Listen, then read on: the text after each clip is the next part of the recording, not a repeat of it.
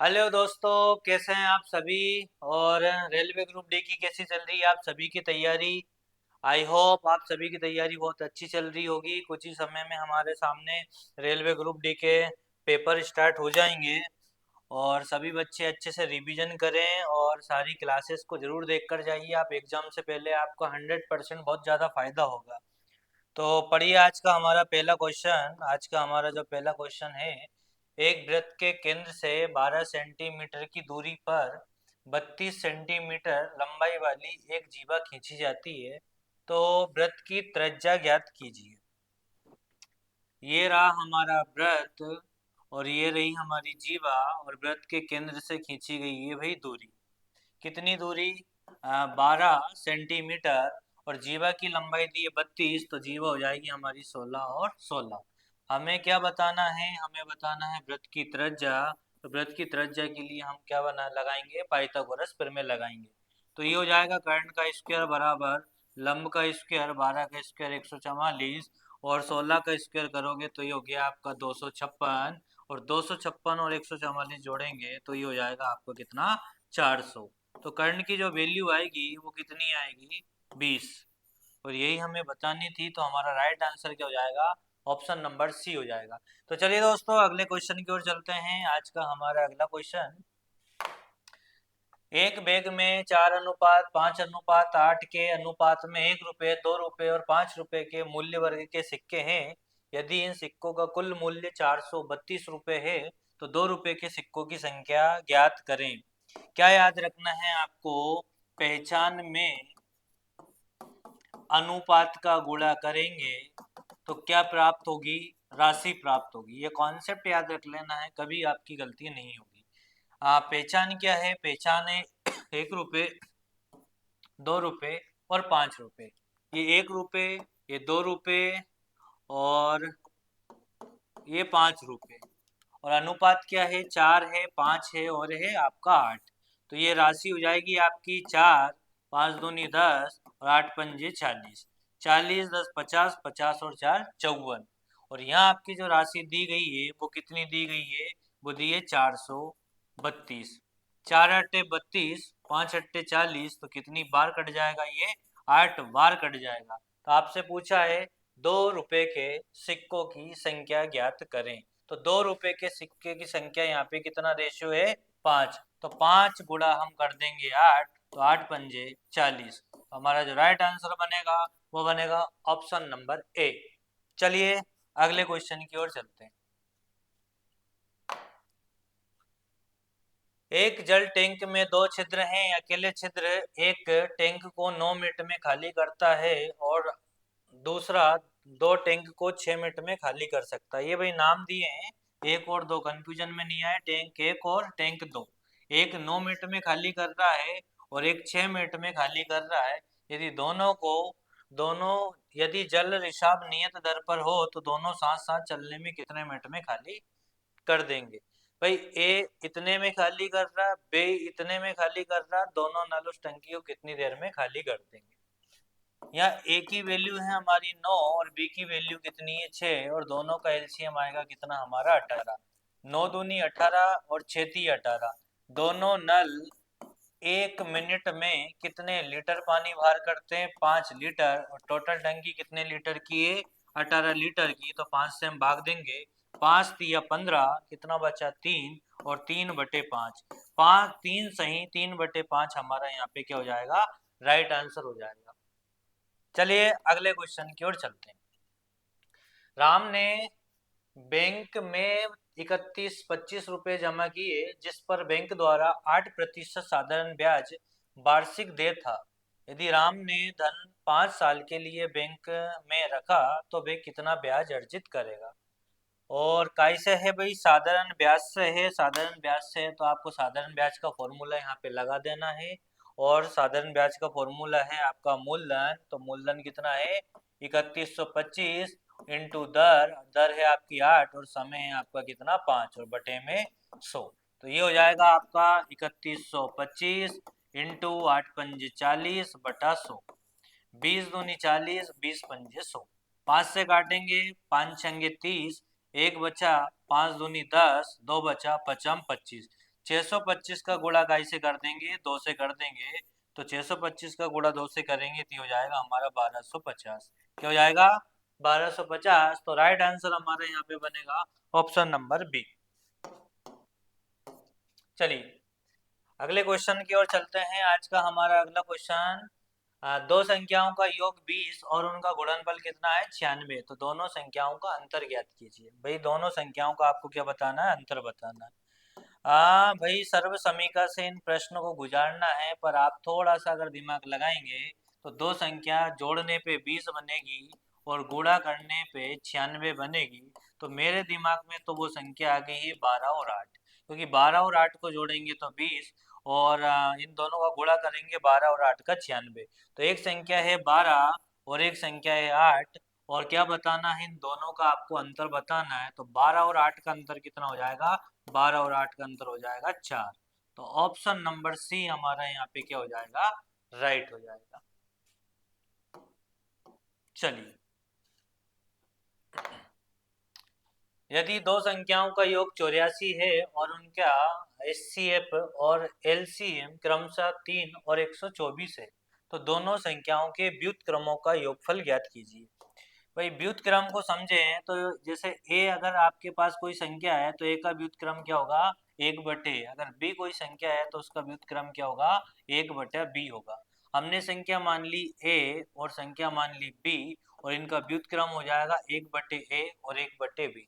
और योग बताना है इसलिए क्या लगाएंगे? प्लस लगाएंगे। तो ये हो जाएगा हमारा a + b और बटे में ab। अब दिया क्या गया है हमें? उन दोनों संख्याओं का योग दिया गया है 84। तो यहाँ पे हमने रख दिया कितना? 84। और दोनों संख्याओं का गुणनफल चाहिए, पर गुणनफल हमारे पास नहीं है। तो एलसीएम और एचसीएफ का एक कॉन्सेप्ट होता है जिसमें बोला फॉर्मूला होता है कि पहली संख्या इंटू दूसरी संख्या बराबर एलसीएम इंटू एचसीएफ। मतलब जो दो संख्याओं का गुणनफल होता है वही उनका लासा और मासा का गुणनफल होता है। तो लासा और मासा हमें ये 3 और 124 दिया है, तो हम यहाँ पे दोनों संख्याओं की जगह लासा और मासा का गुणनफल रख देंगे। 3 से काटेंगे हम, 3 दूनी 6, 2 बचा और 3 8 24। 4 से काट लेंगे हम, 4 7 28 और 4 से काटा तो 4 3 12, 4 1 4। तो 7/31 हमारा क्या आ जाएगा? आंसर आ जाएगा ऑप्शन नंबर डी हमारा यहाँ पे क्या हो जाएगा? राइट हो जाएगा। आई होप समझ में आया होगा। मोस्ट क्वेश्चन है, स्टार जरूर लगाइए। चलिए, और एग्जाम से पहले आप जितने भी 2022 में पेपर में जो क्वेश्चंस रेलवे ग्रुप डी में पूछे गए, एक नज़र उन पर पूरी डालकर जरूर जाइए। उसी के आसपास के क्वेश्चंस पूछे जाएंगे। एडवांस मैथ्स में आपको सांख्यिकी वाला टॉपिक और ज्यामिति और त्रिकोणमिति, ये 3 टॉपिक और एक क्षेत्रमिति, ये चारों टॉपिक जो है वो अच्छे से कवर करके जाना है। लगभग लगभग 8 से 10 क्वेश्चंस आपको जो है एडवांस मैथ्स में मिलेंगे, और पुराने क्वेश्चंस को देखने से आपको बहुत ज़्यादा आइडिया लग जाएगा कि किस तरह के क्वेश्चंस पेपर में पूछे जाएंगे। तो हमारा आज का क्वेश्चन अगला है, 300 मीटर और 200 और 300 मीटर लंबाई वाली दो रेलगाड़ियां समान दिशा में 100 किलोमीटर प्रति घंटा और 120 किलोमीटर प्रति घंटा की चाल से चल रही है। एक दूसरे को पार करने में आपको वो समय बताना है कि कितने समय में एक दूसरे को पार कर जाएंगे। देखिए कॉन्सेप्ट समझिए, दूरी तो हमेशा जो है वो आपकी जुड़ेगी, चाहे किसी भी तरह ट्रेन जाए, चाहे समांतर जाए, एक ही दिशा में जाए या विपरीत जाए, दूरी हमेशा जुड़ेगी। चाल का कॉन्सेप्ट आप सीख लीजिए। अगर एक ही दिशा में ट्रेनें जा रही हैं तो चाल आपकी क्या होगी? माइनस होगी। और अपोजिट अगर डायरेक्शन में ट्रेन जा रही है तो आपकी चाल क्या हो जाएगी? प्लस हो जाएगी। तो यहाँ पे हमारी दूरी तो हो गई कितनी? 500। तो चाल बराबर फॉर्मूला होता है दूरी बटे समय, और एक ही दिशा में है इसलिए दूरी घट जाएगी, चाल घट जाएगी, तो चाल हो जाएगी हमारी कितनी? 20। और हम 5/18 का गुणा जरूर करेंगे। क्यों? क्योंकि चाल काय में है किलोमीटर प्रति घंटा में, दूरी काय में है हमारी मीटर में, और किलोमीटर को मीटर में बदलने के लिए काय से गुणा करेंगे? 5/18 से। और दूरी हमारी यहाँ पे हो गई है कितनी? 500, और समय कितना हो गया हमारा? x। और ये हो गया हमारा 20 पंजे 100, और 100 से 500 काटेंगे तो 5 बार, और 18 कर 5 का गुणा करेंगे तो 18 पंजे कितना 90 सेकेंड हमारा क्या आएगा आंसर आएगा। किस ऑप्शन में 90 सेकेंड है और सेकंड में नहीं है तो हम 1.5 घंटे मिनट कह सकते हैं। क्या कह सकते हैं 1.5 मिनट। अगर मिनट में हमारा आंसर होगा तो ये ऑप्शन नंबर डी हमारा यहाँ पे क्या हो जाएगा राइट हो जाएगा। चलिए अगले क्वेश्चन की ओर चलते हैं। 6 प्लस 2√3 और 6 माइनस 2√3 का धनात्मक वर्ग का वर्गमूल ज्ञात कीजिए। आपको क्या बताना है वर्गमूल बताना है। वर्गमूल के लिए अंडर रूट और ये हो जाएगा a प्लस बी और a माइनस बी। तो a प्लस बी और a माइनस बी हमारा होता है a स्क्वेयर माइनस का b स्क्वेयर। तो a का स्क्वायर करेंगे तो 6 का स्क्वायर हो गया हमारा कितना 36 और माइनस करेंगे हम b स्क्वायर तो b के लिए क्या हो जाएगा 2 का स्क्वायर 2 गुणा 2 तो हो गया हमारा 4 और 4 का गुणा हम 3 से करेंगे तो क्या आ गया 4 तिया 12 और 36 में से 12 जाएगा हमारा तो 36 में से 12 जाएगा तो बचेगा 24। 24 को हम क्या लिखेंगे 24 को लिखेंगे हम 2 गुणा 2 गुणा 2 दूनी 4 और गुणा 6। क्यों क्योंकि हमें यहाँ पे क्या दिख रहा है 6 दिख रहा है। तो 2 में से क्या निकाल लेंगे 1 2 बाहर आ जाएगा और रूट में क्या रह जाएगा 6 रह जाएगा। तो हमारा जो आंसर बनेगा वो बनेगा option number D 2√6। I hope आपको समझ में आ रहा होगा। चलिए नेक्स्ट क्वेश्चन की ओर चलते हैं। धातु के रूप घनाभ की भुजाएं 50 सेंटीमीटर 40 सेंटीमीटर और 32 सेंटीमीटर है। एक घनाभ की 3 भुजाएं दी है और इस घनाभ को पिघलाकर एक घन में परिवर्तित किया जाता है तो घन का पृष्ठीय क्षेत्रफल ज्ञात कीजिए। तो हम कह सकते हैं कि घनाभ का आयतन ही हमारा घन का आयतन होगा। तो घन का आयतन हो गया हमारा a क्यूब और घनाभ का आयतन हो जाएगा हमारा 40 गुणा 50 गुणा में 32। तो ये हो गया 4 पंजे 20 और 20 का 2 2 का गुणा 32 से करेंगे तो 64 और 1 2 और 1 20 की 0 3 जीरो हमारा हो जाएगा। तो a क्यूब बराबर हो गया हमारा 64,000। तो a क्यूब बराबर हम लिख सकते हैं 40 का क्यूब। तो a बराबर कितना आ गया a बराबर आ गया 40। हमसे पूछा है घन का पृष्ठीय क्षेत्रफल और घन का पृष्ठीय क्षेत्रफल होता है दोस्तों 6a²। तो 6 और a की वैल्यू कितनी निकाली है a की वैल्यू 40 निकालनी तो 40 का स्क्वायर होता है हमारा 1600 और 1600 का गुणा हम 6 से करेंगे तो 16 छके कितना होगा 96 होगा। तो राइट आंसर हमारा बनेगा 9600। ऑप्शन नंबर डी हमारे यहाँ पे क्या हो जाएगा राइट हो जाएगा। चलिए दो संख्याओं दो संख्याओं का होगा भाई ये दो संख्याओं का योग 72 है। उनके मासा और लासा क्रमशः 2 और 102 है और उन संख्याओं के व्युत्क्रमों का योग ज्ञात कीजिए। जस्ट अभी करा ये क्वेश्चन। व्युत्क्रम का योग बताना है तो ऊपर रखना आपको संख्याओं का योग और नीचे लासा और मासा का गुणनफल। तो क्यों है जस्ट आगे के क्वेश्चंस में ये पूरा कॉन्सेप्ट मैंने बताया है। अब डायरेक्ट आप करेंगे इस क्वेश्चन को। 2 से काटेंगे ये 36 बार और 2 से फिर काट लो ये 18 बार और ये हो जाएगा आपको 51 बार और 3 से फिर कट जाएगा 3 छंगे 18 और 3 से काटोगे आप तो 17 तिया 51। तो 6/17 हमारे क्या हो जाएगा राइट आंसर हो जाएगा। ऑप्शन नंबर बी हमारे यहाँ पे क्या बनेगा राइट बनेगा। चलिए अगले क्वेश्चन की ओर चलते हैं। राधा को 16 दिनों के सेल्स ड्राइव के दौरान अपने यात्रा का खर्च पूरा करने के लिए कुछ पैसे दिए गए थे। हालांकि उसे अपने प्रवास को 8 दिनों तक बढ़ाना पड़ा जिसके परिणाम स्वरूप उसका औसत दैनिक यात्रा भत्ता 80 रुपये कम हो गया। शुरुआत में कितना भत्ता मंजूर था। भाई शुरुआत में था हमने मान लिया 100 रुपये और कितने दिनों का था ये 16 दिनों का था। 8 दिन तक और उसको बढ़े हैं तो दिन कितने हो गए हैं 24 हो गए हैं और इनके जो अंतर आया है इनका जो अंतर आया वो आया कितने रुपए का 80 रुपए का। 80 रुपए कम हो गए। ये हो जाएगा आपका एलसीएम लोगे तो 16 और 48, 24 का एलसीएम आएगा आपका 48। तो 16 का भाग 48 में देंगे 3 बार, 3 का गुणा 1 से करेंगे 3x, 24 दूनी 48 और 2 का गुणा 1 से करेंगे तो 2x, बराबर में क्या हो गया 80। 3x में से 2x जाएगा तो x, और ये हो जाएगा आपका 48 इंटू में 80। 8 8 का गुणा करेंगे तो 64, 64 का 4 हासिल आया 6, 8 चौके 32, 32 और 6 हो गया आपका 38। तो 3840 आपका यहाँ पे क्या हो जाएगा, राइट आंसर हो जाएगा। ऑप्शन नंबर बी यहाँ पे क्या बनेगा, राइट बनेगा।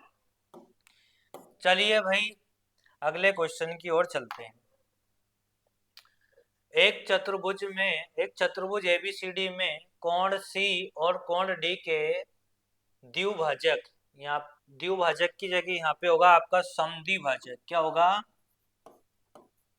समद्विभाजक ई पर मिलते हैं यदि कोण सीईडी बराबर 56 डिग्री और कोण ए बराबर 49 है तो कोण बी का माप होगा।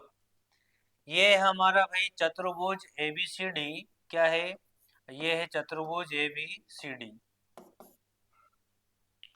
और हमें क्या दिया गया है, कोण सी डी दिया। तो आप एक काम करें, यहाँ से मान ले ये बी, ये सी और ये डी, और कोण ए बराबर दिया आपको 49, कोण बी बराबर हमने मान लिया x, और सी ई डी बराबर 56। तो समद्विभाजक हो गया हमारा, ये हो गया हमारा समद्विभाजक ई। क्या हो गया ई, और यहाँ क्या दिया गया है, समद्विभाजक हमें दिया गया है 56 डिग्री। तो इसकी वैल्यू कितनी हो गई, 56 डिग्री हो गई।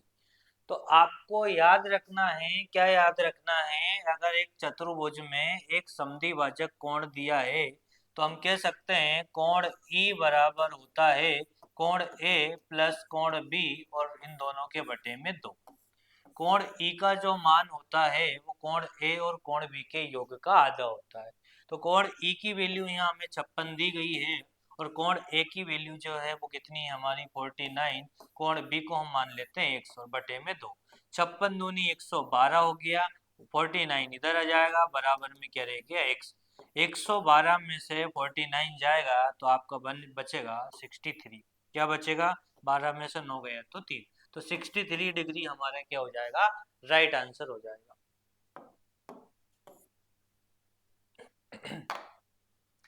यदि किसी चक्रीय चतुर्भुज के सम्मुख कोणों का अनुपात 3:7 है तो दोनों में सबसे बड़ी कोण की माप ज्ञात कीजिए।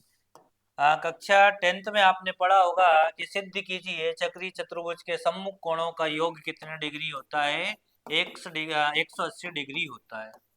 तो ये हो गया 3x और 7x 10x, और 10x बराबर हो गया आपका 180। तो x की वैल्यू कितनी आ गई, 18 डिग्री आ गई। आपसे पूछा है बड़े कोण की माप, और बड़ा कोण है आपका कितना 7x, तो 18 इंटू 7 करेंगे तो 18 सत्य होता है आपका 126। तो हमारा राइट आंसर बन जाएगा ऑप्शन नंबर बी, यहाँ पे हमारा क्या हो जाएगा, करेक्ट हो जाएगा। चलिए,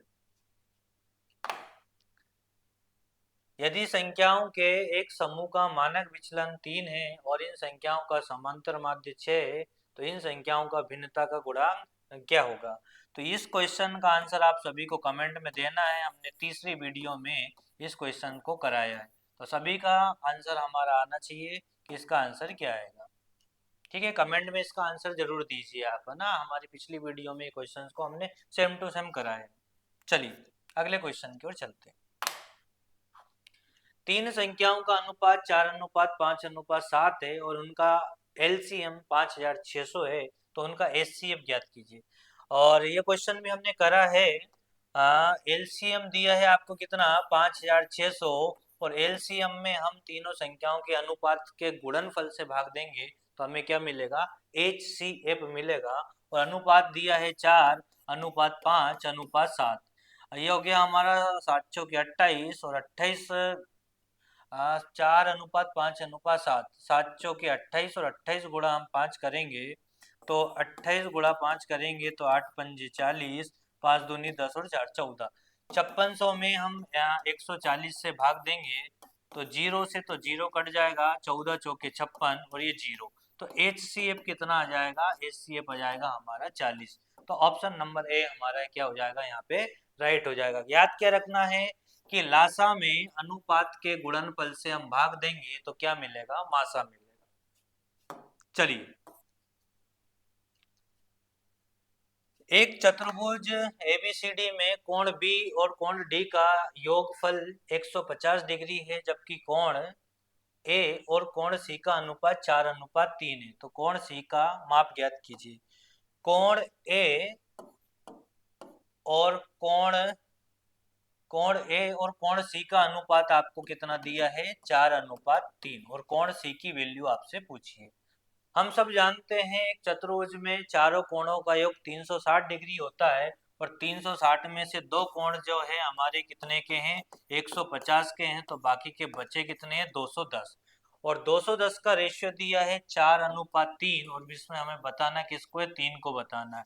तो जिसको बताना है उसे हम ऊपर रखेंगे, दोनों का टोटल हम नीचे रखेंगे। तो ये हो गया 7 × 21, और 30 का गुणा 3 से करेंगे तो 90 डिग्री हमारी सी की माप आएगी। तो ऑप्शन नंबर बी हमारे यहाँ पे क्या हो जाएगा, राइट हो जाएगा।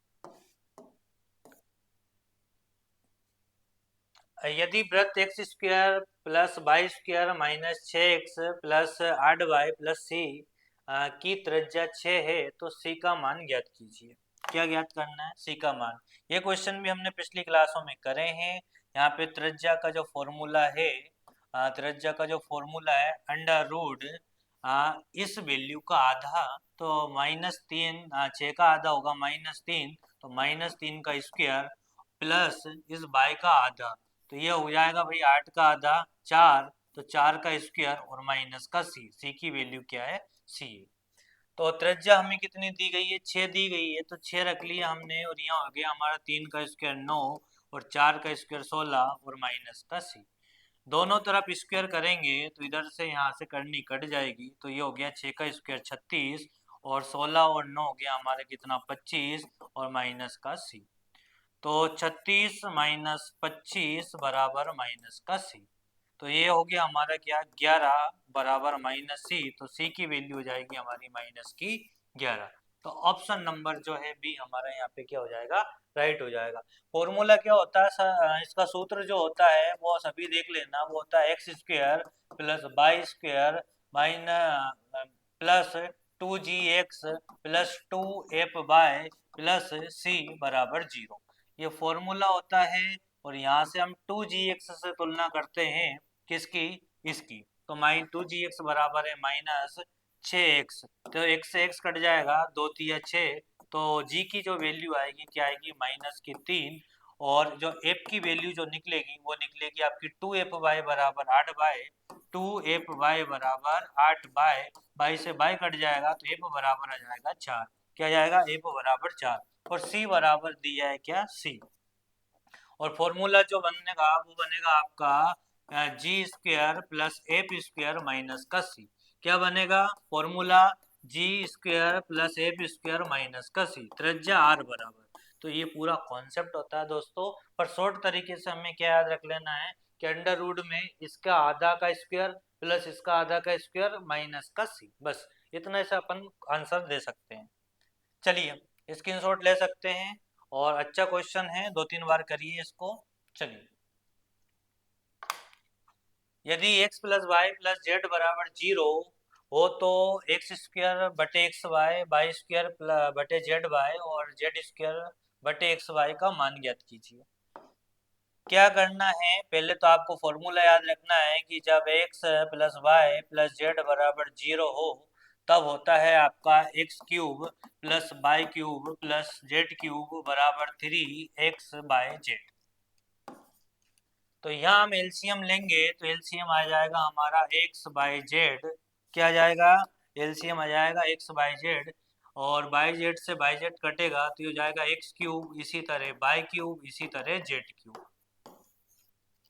इसका मान हमें बताना है। अगर हम यहाँ से इसको बटे में ले जाएं तो x cube plus by cube plus z cube, और बटे में क्या हो जाएगा, एक्स बाई जेड, और बराबर में क्या बचेगा, 3 बचेगा। तो हमारा जो राइट आंसर बनेगा वो क्या बनेगा, 3 बनेगा। तो ऑप्शन नंबर ए हमारा क्या हो जाएगा, राइट हो जाएगा। मोस्ट क्वेश्चन है, इंपॉर्टेंट क्वेश्चन है। एक समबाहुभुज में 65 विकर्ण हैं तो उनके अंतः कोणों का योग ज्ञात कीजिए। ये क्वेश्चंस भी आप आंसर दे सकते हो, पर एक क्वेश्चन ही अब होमवर्क में देंगे रोज आपको, है ना। चलो, समबाहुभुज में 65 विकर्ण हैं, विकर्णों की संख्या होती है n-3 और बटे में 2, और विकर्ण कितने दिए हैं 65, तो n-3 बराबर हो जाएगा हमारा 130। अब देखो, अगर आप n का गुणा अंदर कर दोगे तो फिर आपको सूत्र विधि से, श्रीधराचार्य विधि से आपको गुजरना पड़ेगा, और अगर आप थोड़ा सा दिमाग लगा लेंगे तो यहाँ पे n की वैल्यू अगर हम 13 ले लें तो 13 में से 3 जाएगा तो बचेगा 10, और 13 और 10 का गुणा करेंगे क्या बनेंगे 130। तो हम ये कह सकते हैं कि n बराबर क्या है, n बराबर 13 है। हमें बताना उनके अंतः कोणों का योग, और अंतः कोणों का योग का फॉर्मूला होता है n-2 इंटू में 180 डिग्री। तो n की वैल्यू हमारी 13, 13 में से 2 जाएगा तो 11, और 11 का गुणा हम कैसे कर देंगे 180 से कर देंगे। तो 180 से गुणा करेंगे हम 11, तो ये हो गया 180, और ये हो गया आपका 180, 0 8 8 और एक 9 और एक 1980 हमारा बनेगा।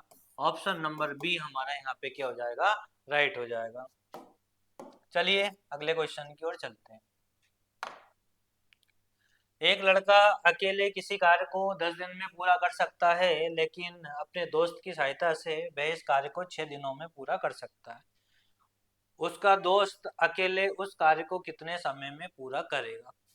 हम दोस्त को मानेंगे, लड़के को मानेंगे ए, और दोस्त को मानेंगे बी। और लड़का अकेले किसी कार्य को 10 दिन में कर रहा है, और दोस्त के साथ मिलकर ए प्लस बी के साथ मिलकर वो इसको कितने दिन में कर रहे हैं, 6 दिन में कर रहे हैं। तो उसका दोस्त अकेले उसे कितने में करेगा, तो बी अकेले कितने में करेगा। हम पहले निकालेंगे टोटल काम, 6 और 10 का एलसीएम लेंगे तो वो आएगा हमारा 30, और फिर निकालेंगे हम पर डे यूनिट, तो ये हो गया भाई 10 या 30, 6 पंजे 30। थोड़ा सा समझना है, अगर ए किसी काम को एक दिन में 3 काम करता है और ए और बी 5 काम करता है, तो बताओ बी कितना काम करता होगा। बी करता होगा 5 में से 3 गए तो 2, और टोटल काम कितना है 30, और 2 के हिसाब से कितने दिन लगेंगे, 15 दिन लगेंगे। तो राइट आंसर हमारा हो जाएगा ऑप्शन नंबर ए। चलिए, 9, 12 और 7 के अभाज्य गुणनखंडों की योग ज्ञात कीजिए। भाई संख्या नहीं पूछी है, ध्यान रखना, अभाज्य गुणनखंडों का योग पूछा है। और अभाज्य गुणनखंडों के लिए सीधा सा कॉन्सेप्ट बताता हूँ, ना आपको पावर देखनी है ना कुछ देखना है, बस आपको तो देखना है कि इसमें अभाज्य गुणनखंड क्या बनेंगे। अभाज्य संख्या देख लेनी, यहाँ से अभाज्य संख्या बनेगी 3, और यहाँ से अभाज्य संख्या बनेगी आपकी क्या 2, क्योंकि 2 और 3 बनेगा तो 3 इसमें कॉमन आ जाएगा, और यहाँ से अभाज्य संख्या क्या बनी आपकी 7, और योग पूछा इसलिए इनको जोड़ देना है, 7 2 9, 9 और 3 12।